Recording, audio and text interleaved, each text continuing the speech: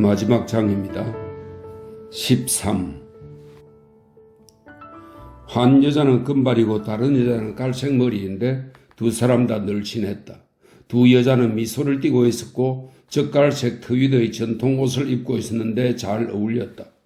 눈같이 흰 길 위로 한 송이의 꽃줄기처럼 두 사람의 예쁜 목이 나와 있었다. 그녀들은 프랑스어, 영어, 플랑드르어, 이 플랑드르어는 벨기에 동플랑드르와 서플랑드르를 중심으로 하는 북해 연안의 저지대를 말합니다. 플랑드르어, 덴마크어를 유창하게 자유로운 억양으로 말했다. 모국어인 독일어도 사투리 없이 구사했다. 방문객이 12명씩 그룹을 지어 차단기 옆에 모일 때까지 라틴어에도 능통한 무소유의 아름다운 수녀들은 매표소 뒤의 개인 공간에서 그들을 기다렸다. 수녀들이 안내를 기다리는 사람들의 국적을 조사하기 위해 밖으로 나오기 전에 그들은 구두의 뾰족한 뒷굽으로 담뱃불을 눌러 끄고 립스틱을 재빨리 새로 칠했다. 수녀들은 웃으면서 출신국과 모국어를 유창하게 물었다. 안내를 기다리고 있는 사람들은 손가락을 들어가면서 알려주었다. 7명은 영어, 2명은 플랑드르어, 3명은 독일어로 했다. 그때 수녀가 누가 라틴어에 능통하냐고 유쾌하게 물었다.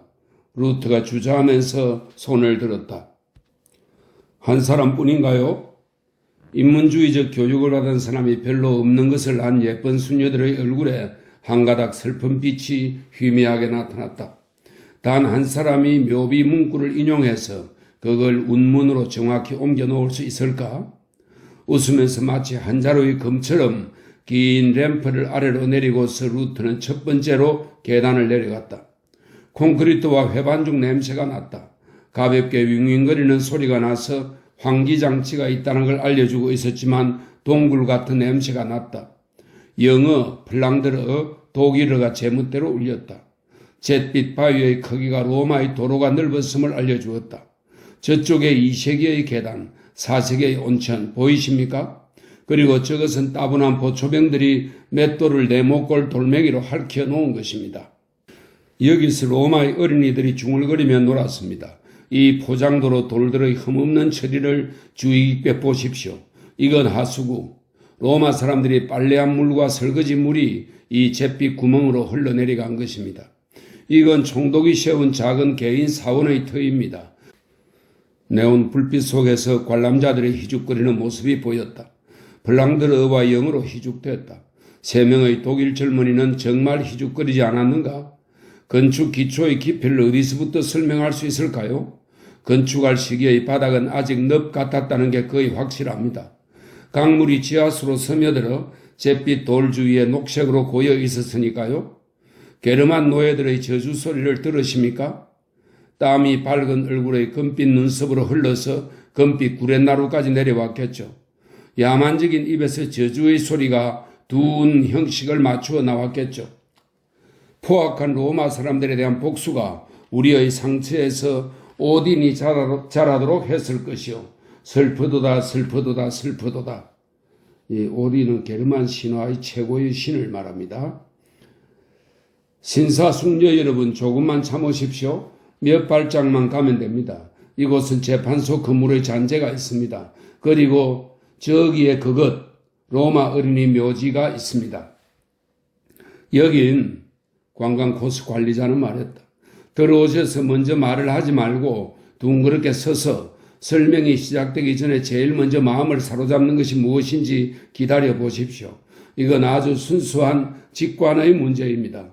숙녀 여러분, 여기서 얼마나 오랫동안 감격하여 말없이 있으실 수 있는가 하는 것은 여러분 그룹의 구성에도 달려 있습니다.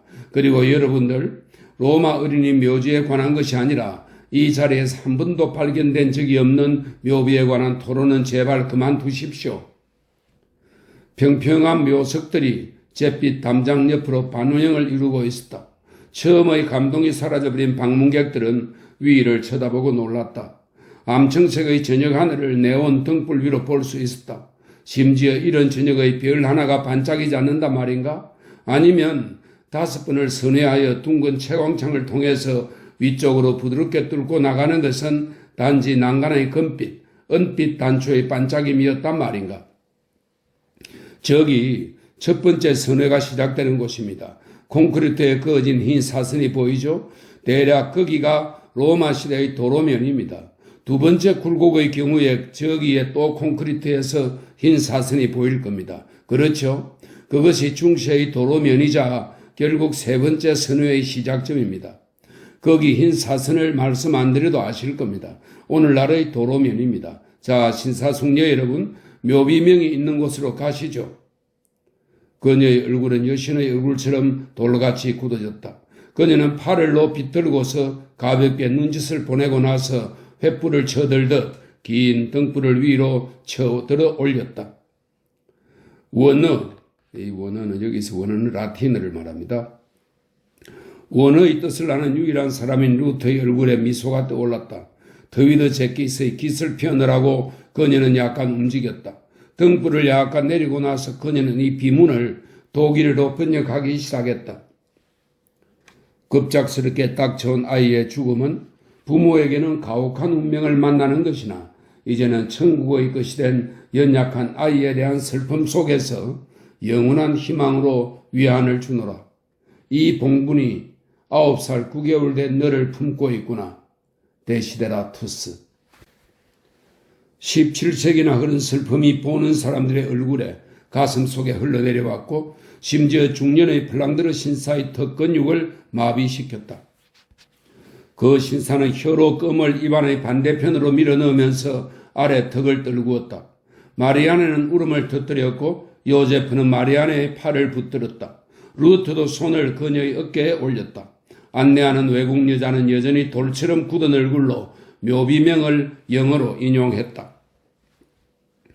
컴컴한 동굴로부터 다시 위로, 빛이 있는 곳으로, 공중으로, 여름 저녁 속으로 오르는 순간은 위험하기 짝이 없다.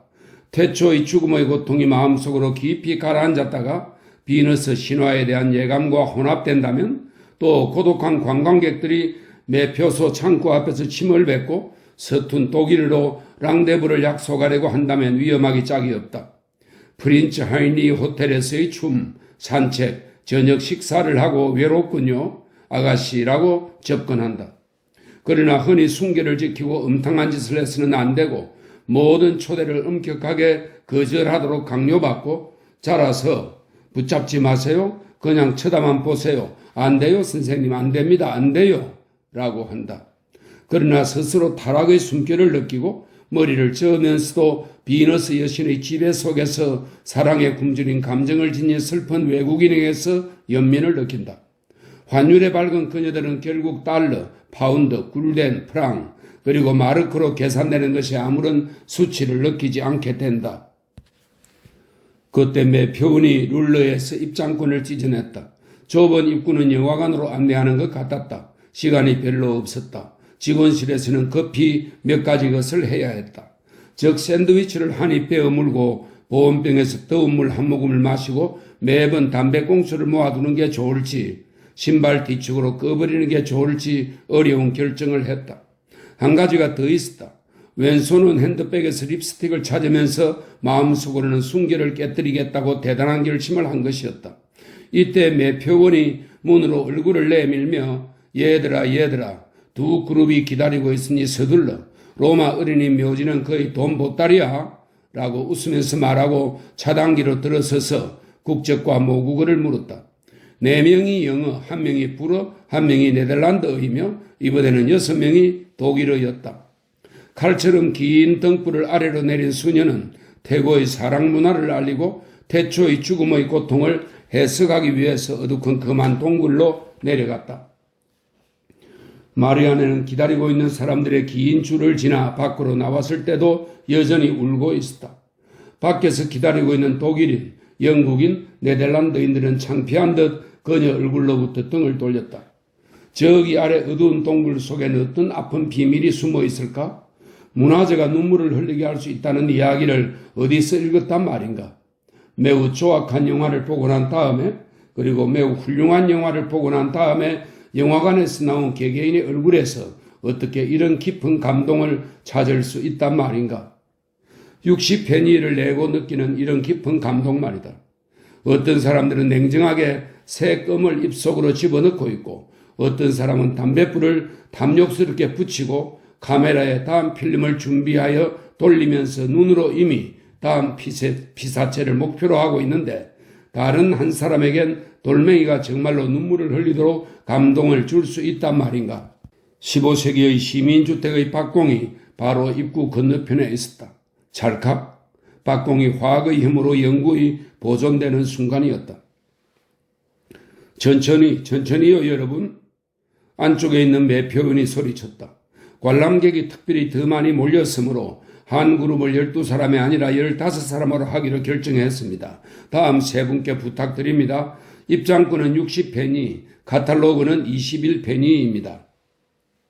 담장을 따라서 그리 모퉁이까지 길게 줄을 서 있는 사람들을 지나갈 때까지 마리아네의 얼굴에는 눈물이 흘렀다.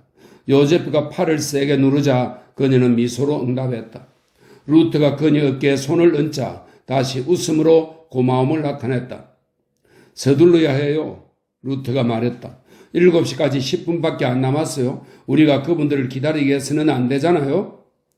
2분이면 도착할 거야. 요제프가 말했다. 우린 정각에 도착할 거야. 배반주. 난 오늘도 이 냄새를 맡아야 하는군. 콘크리트 냄새도 마찬가지고. 그건 그렇고 우리 새 삼촌을 어떻게 생각하니? 루트? 그를 보았을 때 혈육의 목소리를 들었니? 아니. 루트가 말했다. 혈육의 목소리가 느껴지지 않았지만 좋은 사람 같았어. 좀 건조하고 무력한 사람 같았어. 그가 우리 집에서 살게 될까? 아마 그렇겠지. 요제프가 말했다. 우리도 거기서 살까 마리아네? 당신 도시로 갈 거잖아요. 그래. 요제프가 말했다. 나는 정력학을 공부해서 우리 아버지의 명예로운 사업 세계로 들어갈 거야. 당신 마음에 안 들어? 그들은 활기찬 거리를 건너서 조용한 거리로 들어갔다. 마리아네는 진열장 앞에 서서 요제프의 팔을 풀고 루트의 손을 놓았다. 그녀는 손수건으로 얼굴을 닦았다. 루트는 머리카락을 위로 쓸어올리고 스웨터를 똑바로 했다. 우리가 멋지게 보일까? 그녀가 말했다. 난 할아버지를 언짢게 하고 싶지 않은데. 두 사람 아주 다 멋져. 요제프가 말했다. 내 계획이 마음에 들어 마리아네? 당신이 하는 일에 무관심할 수는 없죠. 그녀가 말했다. 정력학을 공부하는 건 확실히 좋아요. 그 지식으로 무엇을 시작할 건지는 스스로에게 물어보세요. 건축을 할 건지 폭발을 할 건지 아직 모르겠어. 요제프가 대답했다. 아이 배고파라. 할아버지가 뭐 좋은 걸 주문해 놓으셨겠지? 루트가 말했다. 커르너 부인이 팔을 쳐들고 그들에게 다가왔다. 녹색으로 덮인 식탁 옆을 지나서 녹색 바닥을 밟으며 왔다. 그녀의 은빛 머리칼은 헝클어져 있었고 얼굴 표정은 좋지 않았다. 물기 어린 눈은 젖어서 흐릿하고 목소리는 흥분하여 떨리고 있었다. 아직 모르시죠? 커르너 부인이 물었다. 모르는데요. 무엇을요? 끔찍한 일이 일어난 것이 틀림없어요. 당신들 할머님이 파티를 취소하셨어요. 시작하기 몇 분 전에 전화를 하셨어요. 당신들은 프린츠 할리 호텔 212호로 오시랍니다. 난 지금 아주 불안하기만 한 게 아니라 아주 실망했어요. 페멜 씨, 중요한 이유를 듣지 못하면 난 모욕을 당한 거라고 말할 겁니다. 50년, 51년의 단골 손님을 위해 우리는 깜짝 놀랄 만한 작품을 준비했어요. 지금 당신들에게 보여줄게요. 그런데 가족 간의 파티가 끝난 후 9시쯤 이곳으로 오기로 된 신문이나 방송 기자들에게는 뭐라고 말해야 하죠? 무슨 말을 해야 할까요? 우리 할머니께서 이유를 정확히 말씀하지 않으셨어요? 언짢으신 거죠. 내가 받아들일 수밖에 없는 이유란 당신들 할머니의 만성적인 못마땅임이에요. 우리는 아무것도 모릅니다. 요제프가 말했다. 죄송하지만 선물과 꽃들을 저쪽으로 가져오도록 해 주시겠어요? 물론 그렇게 하죠. 그러나 최소한 내가 준비한 놀랄만한 작품은 보셔야죠. 마리아네가 요제프를 찔렀다. 루트는 웃었다. 그럼요, 크로노 부인. 요제프가 말했다. 그들은 천천히 크로노 부인 뒤를 따라 녹색보로 덮인 식탁 사이로 녹색 바닥 위를 걸어갔다. 그들은 크로노 부인이 멈추는 곳에 섰다. 그들은 네모진 커다란 식탁 둘레에 적당히 뿔뿔이 흩어져 섰다. 식탁은 아마 보자기로 덮여 있었고 그 보자기는 들쑥날쑥한 무언가를 덮고 있었다. 4명이라 마침 잘 되었군요. 각자 보자기의 한쪽 끝을 붙잡아 주시겠어요? 내가 높이라고 말하면 똑같이 그걸 높이 들어주세요. 마리아는 루트를 아직 비어있는 왼쪽 귀퉁이로 밀었다. 그들은 각자 보자기의 한쪽 끝을 손으로 잡았다. 높이. 그런 후 부인이 말했다. 그러자 그들은 보자기를 높이 쳐들었다. 두 숙녀가 이쪽으로 건너와서 보자기의 귀퉁이를 포개었다. 그러나 부인은 보자기를 조심스럽게 접었다. 어머, 성 안톤 대수도원 그대로의 모형이야? 마리아네가 말했다. 그렇죠? 그러나 부인이 말했다. 여길 보세요. 우리는 현관 입구의 모자이크조차 잊지 않았어요. 저기는 포도밭입니다. 그 모형은 비율뿐만 아니라 색깔도 그대로였다. 교회는 어둡고 본부 건물은 밝고 순례자 숙소의 지붕은 붉은색이고 식당의 창문은 다양한 색깔이었다. 전체는 설탕이나 아몬드 과자로 만든 것이 아니라 크림 케이크로 만든 것입니다. 고문관님께 드리는 우리의 생일 선물입니다. 이것은 가장 부드러운 뾰족한 모양의 케이크 반죽입니다. 우리가 이것을 할아버님의 아틀리에로 가지고 가기 전에 할아버지께서 이리로 오셔서 직접 보시는 게 좋지 않을까요? 그렇게 생각지 않으세요? 확실히 그러실 겁니다. 요제프가 말했다. 할아버지께서 이쪽으로 오셔서 보실 거예요? 우선 제가 할아버지 성함으로 감사의 말씀을 드려도 될까요? 파티를 취소하시게 되었을 만한 심각한 이유가 있을 겁니다. 부인께서도 이해하시게 되실 겁니다. 충분히 이해합니다. 이제 가보셔야 하죠. 아니요. 보자기를 다시 덮지 마세요, 아가씨. 텔레비전 방송국에서 방문하겠다고 했어요. 난 지금 한 가지만 했으면 좋겠다. 성 세베린 교회 앞 광장을 지날 때 요제프가 말했다. 웃든가 울든가 말이야. 둘을 다 할 수는 없잖아. 난 둘 중에 먼저 할 수 있는 것만 알아. 우는 것. 루트가 말했다. 그러나 난 울지 않을 거야. 웬 사람들이지? 왜 저렇게 시끄러울까? 저 사람들은 횃불을 들고 무엇하는 걸까? 거리가 시끄러웠다. 말 발굽 소리가 났고 껄껄 웃는 소리가 울렸다. 명령에 익숙한 목소리가 사람들을 집합시키고 있었다. 관악대는 마지막 리허설을 끝냈다. 매우 큰 소리는 아니었으나 거칠고 작은 소리가 소음을 뚫고 아주 귀에 선 소리처럼 들려왔다. 어머, 무슨 소리였지? 마리아네가 불안한 듯 말했다. 총소리야. 요제프가 말했다.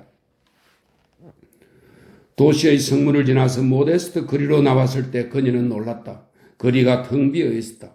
견습 점원이나 수녀들, 짐차들이 없었다. 거리의 삶이 없었던 것이다. 그레츠 부인의 흰 앞치마만이 저 뒤 가게 앞에서 보였다. 그녀는 붉은 팔뚝으로 긴 자루가 달린 소를 들고서 앞에 있는 비누 거품을 밀어내고 있었다. 인쇄소 문은 그 유익한 문구가 들어있는 종이를 다시는 찍어내지 않을 듯이 굳게 닫혀 있었다. 계단에는 다리를 쭉 뻗고 있는 멧돼지 한 마리가 옆구리에 시커먼 딱지가 되어버린 상처를 안고 있었다. 멧돼지는 가게 안으로 천천히 끌려 들어갔다. 멧돼지가 얼마나 무거운지를 그레츠의 붉은 얼굴이 나타냈다.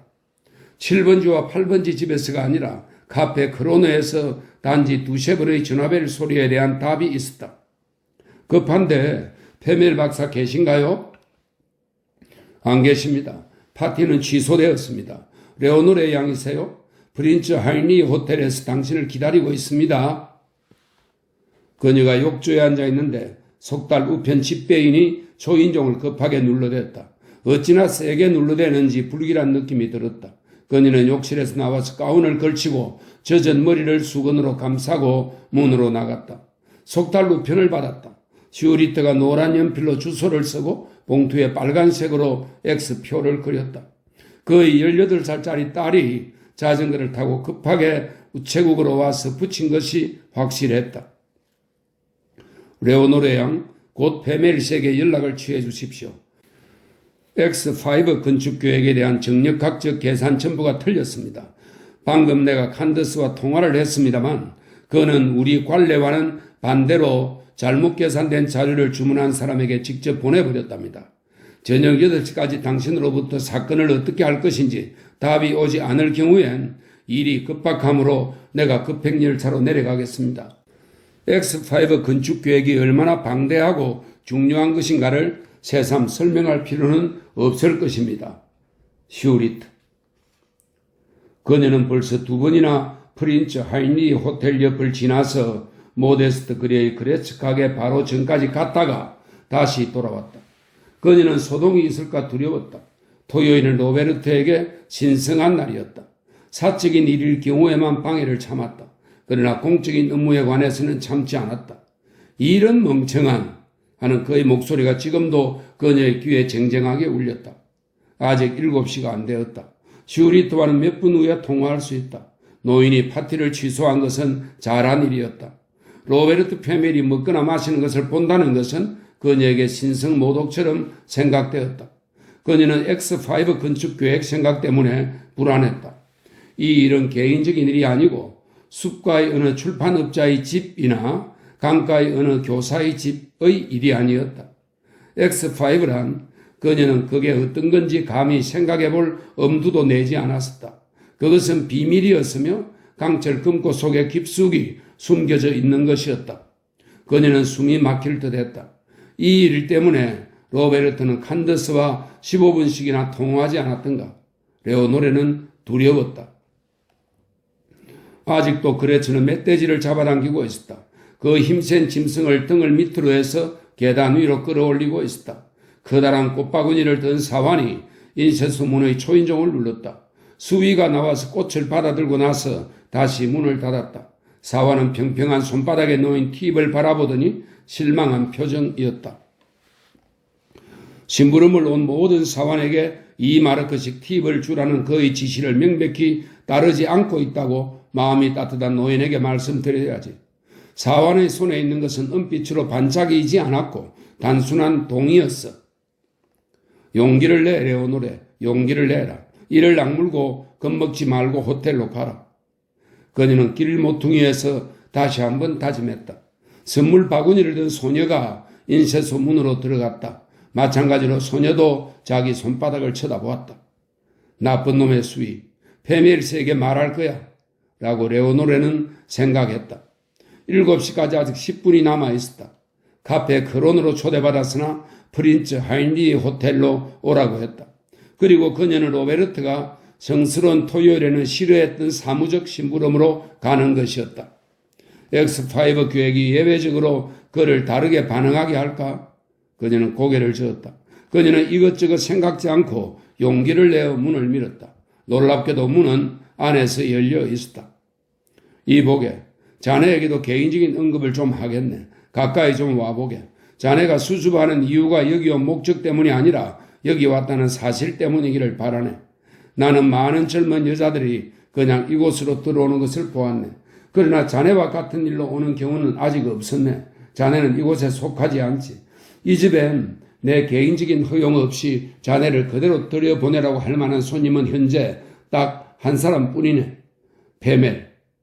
난 자네 할아버지 나이일 수 있으나 개인적인 언급을 기분 나빠하지 말게. 자네는 이 도적 소굴에서 무엇을 찾고 있는가? 빵 부스러기를 뿌려놓게. 돌아갈 길을 찾을 수 있도록 말이야. 이보게, 길을 잃었군. 직업적으로 이곳과 관계된 사람은 자네와 달리 보이지. 개인 용무로 이곳에 오는 사람은 일단 제대로 온 거지. 가까이 와보게. 페멜 박사? 예, 여비스라고요? 급하다고요? 기다리세요. 아가씨, 내 그를 전화로 부를 것이요. 밖의 소음이 당신에게 방해가 되지 않았으면 좋겠습니다. 레오노레인가? 우리 아버지가 당신을 초대하셨다니 기쁘군요. 오늘 아침에 내가 말한 것을 용서하세요. 그렇게 해주겠소? 우리 아버지가 212호실에서 당신을 기다리고 있습니다. 슈리트에게서 전화를 받았다고요? X5 계획에 대한 모든 자료가 잘못 계산되었다고요? 그래요. 내가 살펴보고 슈리트에게 전화할 것이요. 어쨌든 고마워요. 레오노레, 이따 봅시다. 그녀는 수화기를 내려놓고 수위에게로 가서 페멜의 방으로 가는 길을 물었다. 이때 낯선 그러나 아주 크지는 않은 거친 소리가 났다. 그녀는 놀라서 어머나 무슨 소리였죠? 라고 말했다. 권총 소리였어요. 요헨이 답했다.